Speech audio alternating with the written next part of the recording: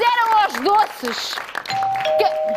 Bem, já vou descobrir quem é que já levou os doces. Deixa cá ver quem é. Isto hoje também está um desassossego.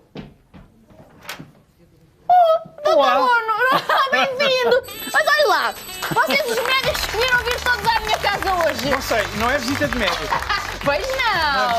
Não é mesmo, é para conhecermos um bocadinho a sua história e mais. Sabe que eu dei uma entrevista sua há muito pouco tempo que dizia uma frase que eu acho que todos, a partir do momento em que somos pais, nos revemos. Acho que foi a sua mãe que lhe disse, que é quando fores pai, nunca mais na vida vais ter sossego. Minha mãe era uma sábia. Acho que são as mães todas, mas eu quero que me explique isso melhor.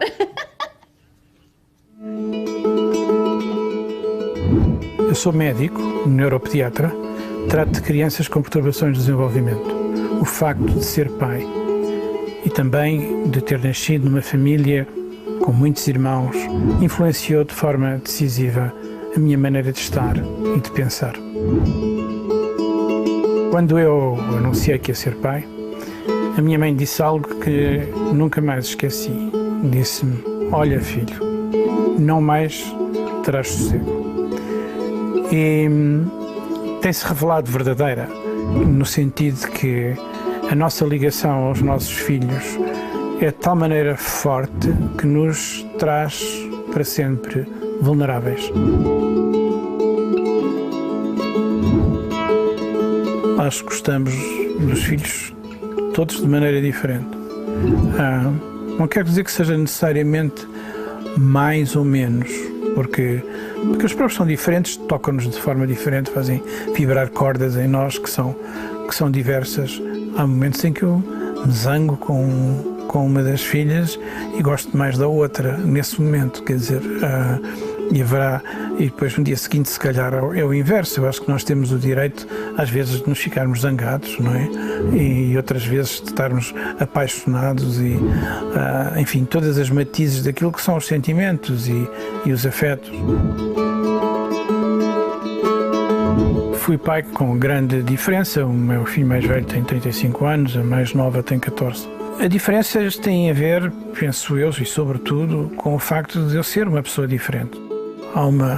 Haverá sempre uma diferença importante para os meus filhos. É que quando se é pai aos 50, nós pensamos que a probabilidade de os acompanharmos durante uma fase extensa da vida adulta deixa de existir, concretamente, não é realista. E, portanto, de alguma maneira, fica sempre uma angústia de: será que eu vou ver esses netos? Será que... E é uma angústia que é partilhada também pelos nossos filhos, porque comparam com os pais dos outros e pensam: eu se calhar vou ter pai menos tempo do que os meus amigos. Isso provavelmente cria-lhes uma certa angústia. Mas é vida. Pouco tempo que esteja com elas é, contudo, um tempo absolutamente maravilhoso e eu não trocaria isso por nada. Não tivemos o médico a falar, foi mesmo o homem comum, não é? O pai, com todos os sentimentos envolvidos. Claro. 40 anos, profissão. É verdade, você não devia dizer isso. Que agora vamos chegar à idade, não é? Não, mas é verdade. 40 anos a cuidar de crianças é muito tempo. Eu fui médico muito novo. Entrei para a faculdade com 17 anos. Sim. Portanto, já era médico aos 24. Foi, de facto, muito... E não começou a ser médico quando começou a ir ao hospital com o pai? Tinha que idade talvez, nessa altura? Olha, quando ia com o meu pai, talvez com 9, 10 anos, eu tive uma doença muito grave em pequenino, com 3 anos, ia morrendo e tive uma peritonite, enfim, portanto, o meu contacto com o hospital e com a vida da medicina foi extraordinariamente precoce e muito dramático. Mas tem memórias disso?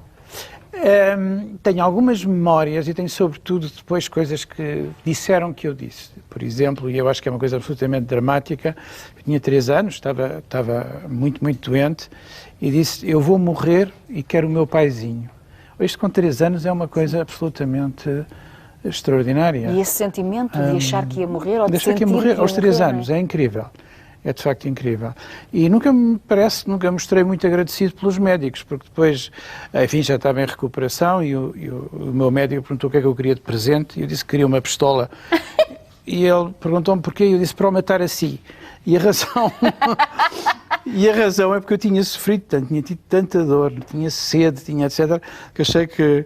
Os médicos não eram coisa boa, não eram coisa boa. Mas a verdade é que depois fiquei muito ligado aos meus pediatras e foi uma das razões porque quis ir para a pediatria, foi das memórias da infância e a ligação aos médicos que tinham porque esses sim cuidado aconchegaram, esses sim cuidaram. Eram adultos que gostavam de mim, que me protegiam e portanto fui para a medicina para ser médico de crianças. Que engraçado. É verdade. E descobriu o mundo que tinha sonhado? Ou tentou ser o pediatra que os seus pediatras foram para si?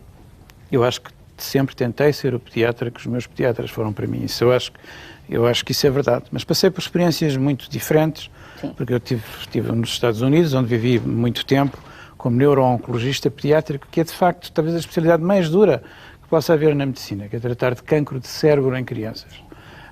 Que é algo que nós todos achamos que não devia acontecer. Não devia acontecer, mas acontece. E essas crianças e essas famílias precisam de um suporte competente e humano. Foi uma experiência extraordinária que eu depois publiquei. Um médico não precisa desse suporte. Um médico que lida diariamente com essa dor não precisa às vezes de uma ajuda também? Precisa, e eu acho que a ajuda que eu tive foi a ajuda da equipa que comigo trabalhava. As enfermeiras, os colegas, eram tudo pessoas de tal maneira extraordinárias que nós, no fundo, nos apoiávamos uns aos outros e apoiávamos também no enorme privilégio que é viver com famílias que, no limite do sofrimento, mostram o que a humanidade tem de melhor. No amor, na coragem, de facto, transpostos para um patamar de heroísmo verdadeiramente extraordinário. Mas então os afetos estão muito na medicina. Tem que estar. Não há medicina sem afetos. Eu não acredito, pelo menos na prática médica, sem esse componente. A medicina nunca poderá ser exclusivamente obra de computadores. Eu, pelo menos, não acredito que possa ser dessa maneira. Tem que haver partilha de humanidade. Relação, não é? Porque são vidas que se tocam, sabe? A vida, quando nós são contemporâneos, são pessoas que estão connosco e que fazemos um caminho em comum. E essas duas vidas entrelaçam-se, influenciam-se. Sem isso, não há prática da medicina. E é também parte da arte. E, por enquanto, não me parece que a máquina faça arte como os homens a fazem. Agora, é um homem muito desassossegado, porque é assim, porque estava muito bem cá em Portugal, portanto conseguiu ser médico, estava no topo já e de repente decide ir para os Estados Unidos para começar do zero. É verdade. Porquê? Olha, pela mesma razão que você quer sempre desafios novos. Pois é. Ou não é assim? É. Então pronto, você quer desafios novos e eu também quero. Mas as pessoas às vezes não entendem, quando nós já estamos lá em cima, porque é que nos apetece às vezes ir cá para baixo outra vez. Pois, mas eu acho que é assim, quando estamos numa determinada... Quando nos sentimos confortáveis, é a altura de nos desafiarmos de novo e dar sal e pimenta e graça à vida. Sim, mas é mudar daqui para os Estados Unidos. E quando chega aos Estados Unidos é para fazer o quê? Quando fui para os Estados Unidos, a primeira vez fui para aprender, aprender neurologia pediátrica. Da segunda foi para aprender neuro-oncologia e depois fiquei lá porque fui convidado professor da Faculdade da Cornell e médico durante 7 anos e era para ficar lá até a Filipa me ter ido buscar. Pois é, há uma mulher que há uma mulher que o desviou. Exatamente. Do caminho. Desviou, calculo, para o bom caminho. Pronto. É uma coisa extraordinária. Mesmo o amor tem um poder que nem os médicos nem os cientistas conseguem ainda definir, não é? Sem dúvida, sem dúvida. Mas foi fácil vir atrás do amor outra vez para Portugal? Foi com enorme paixão, com grande... foi com imensa alegria e foi das boas decisões que eu tomei na vida. Até porque chegaram aquelas duas miúdas maravilhosas. São fantásticas, lindas. Lindas de morrer! E que além de mais são bem educadas, são simpáticas, são queridas, portanto têm imensas qualidades. Mas então vamos lá à célebre frase da sua mãe. Sim. Que é, no dia que fores pai, nunca mais tens sossego na vida. É verdade. E é verdade. Pois eu acho que é verdade. É verdade, primeiro é verdade no momento do parto, não é? Eu não estava presente, mas estava muito perto, como era médico, tinha esse privilégio de estar numa sala muito perto e a contar os segundos e ainda não chorou. O que é que se passa? Bom, portanto, começa logo aí a primeira ansiedade, não é? E depois vem, se aumenta de peso, se não aumenta de peso, se mama, se não anda, se tem febre, se não tem febre, se já andou. Depois na escola... Vai para a escola, não é? Tem, como é que são as notas e os amigos. E a adolescência. Está triste. Fala-me lá da adolescência, que eu preciso tanto que me fale da adolescência. Eu acho que qual é o problema da adolescência? A adolescência, eu acho que é uma época de crise para todos. De crise, ou antes, eu substituir crise por desafio, ok? Porque nos questionamos todos, não é? Porque as próprias filhas nos interrogam a nossa autoridade e temos este desafio extraordinariamente difícil, que é encontrar um equilíbrio entre a liberdade que temos de lhes dar, porque eles precisam de experimentar coisas, não é verdade? E simultaneamente a segurança, não é? E portanto esse é um desafio em que temos que lutar também com as nossas próprias inseguranças, com os nossos receios e dar ao outro a liberdade de experimentar, a outro que tem vulnerabilidades e que nós sabemos de experiência própria que são suscetíveis à maldade, enfim, a tanta coisa. E esse é um equilíbrio tão difícil e tão perturbador do sono, às vezes, não é? Pois, aquela fim de semana ainda não chegou. Das nossas mães ficarem à janela à espera que a gente chegasse. Mas hoje em dia essa adolescente, que já estou nessa fase, que idade é que elas têm? Já têm 16 e 14. Ah, pois é. Mas olha, a 16 já deve querer. A minha mãe resolveu o problema muito simplesmente. Ela era surda, ensurdeceu muito cedo, com 20 e tal anos, e portanto tinha um aparelho, e tinha 6 filhos homens. Bem, o tempo era diferente, é evidente.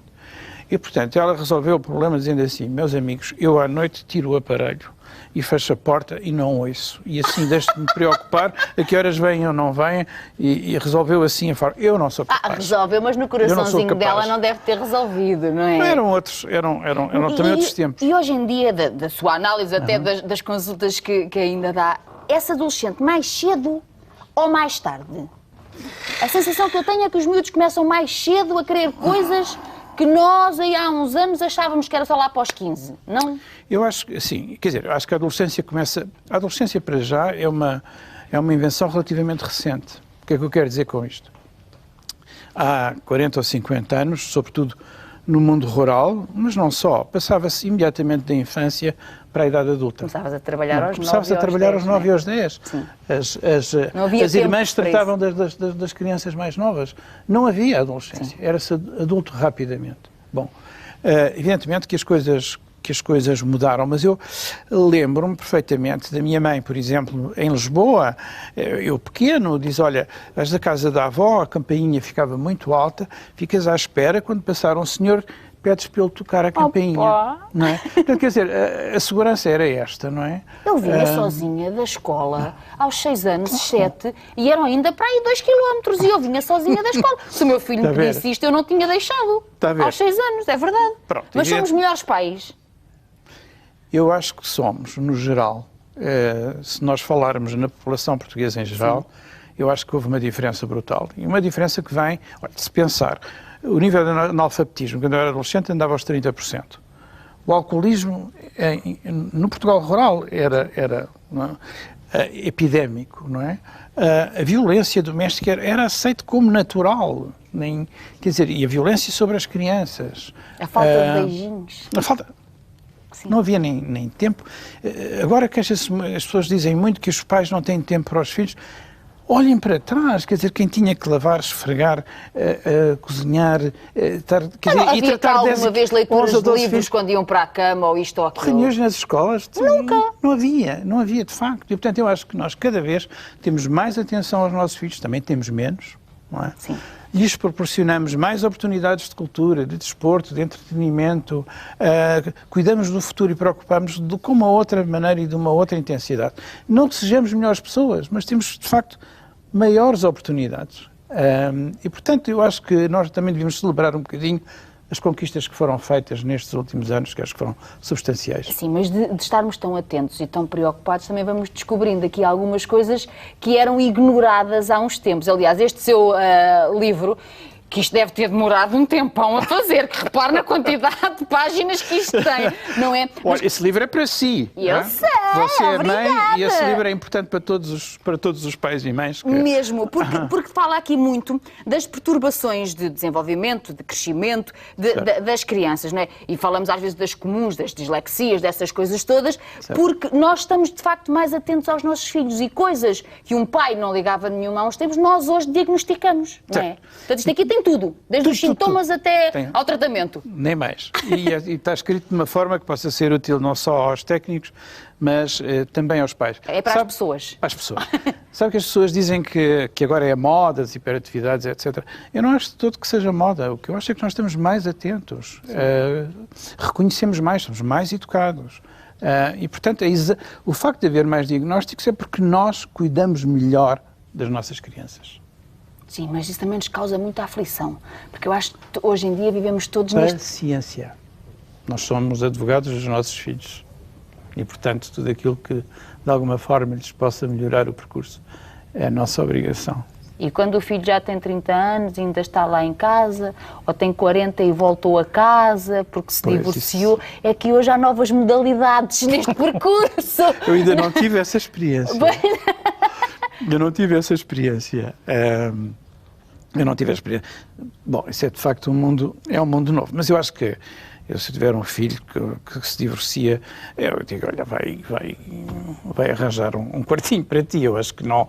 Dizer, não se volta à casa dos pais a partir do momento em que não deixa de fazer sentido. Parece-me, enfim, haverá outras pessoas em que não poderão, mas eu acho, quer dizer, eu pelo menos, pessoalmente, desde muito cedo que quis a minha independência e tratei de, enfim, por acaso, olha, isto até que é engraçado, porque em casa dos meus pais, todas as quintas-feiras ao longo da vida, havia um jantar em casa dos meus pais onde todos os irmãos se reuniam.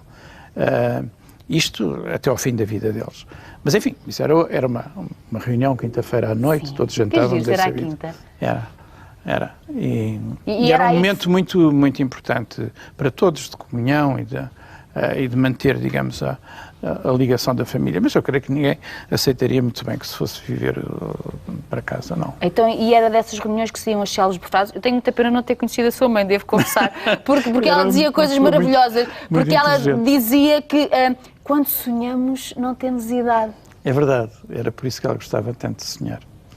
E uma vez confessou-me que aos 80 e muitos, quando estava sozinha na casa de banho, de vestido de noite, que dançava. Realmente teve essa necessidade de por dentro manter a jovialidade e a infância e de alguma forma uma certa maneira de amar, eu acho. Não, e começámos hoje o programa a conversar disso, da forma como as pessoas às vezes se deixam abater pela tristeza, deixam de viver e por isso se apagam. Enquanto houver dança cá dentro, não é? Nós conseguimos continuar o nosso percurso mesmo. Adorei esta conversa consigo. Tem que voltar cá mais vezes. Eu vou analisar isto tudo. Eu vou analisar isto tudo para tentarmos perceber aqui coisas que sejam muito esclarecedoras. Eu já sei onde fica a porta. Pois é, já estacionou bem ali fora, não foi? Um beijinho muito grande a todos. Muito obrigada por esta partilha. Muito obrigada. Vou guardá-lo com carinho.